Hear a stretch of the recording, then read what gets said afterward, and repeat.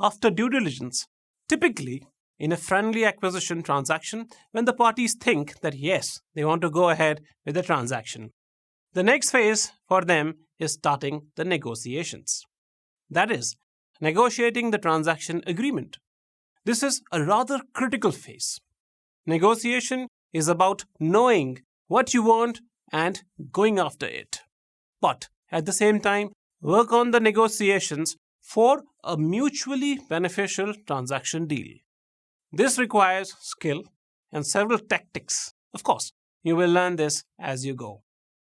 Parties often take the help of lawyers and accountants when negotiating a transaction. Accountants help in arriving at the target company's valuation. They also help in arriving at a monetary value of the company's shares or assets. Now, lawyers. The lawyers primarily handle the legal requirements of the transactions. Lawyers are required for legal risk mitigation. Essentially, they also address issues that are discovered during the due diligence process. Lawyers also capture the negotiations processes in words. That is, they also draft the definitive agreements or the final agreement of the merger. It is the lawyers that complete the legal compliances after the transactions, which is very important. But lawyers and accountants, of course, do only what the clients want them to do. There are cases where the parties call off the transactions. They may not be able to come to a conclusion, or they may hit a roadblock.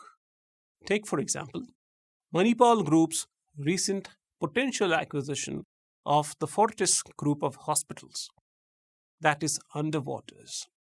Some of the key shareholders didn't agree to the valuation of the shares. There was another transaction that was called off recently. This was in the ice cream and confectionery sector. The target company was bribing a government official. The deal was called off, primarily because the acquirer was not interested in acquiring a tainted target. There are several transactions that fall through, but we don't hear of them. There is usually a confidentiality agreement in place. That's why we don't hear about them. And parties typically don't disclose the matter in public.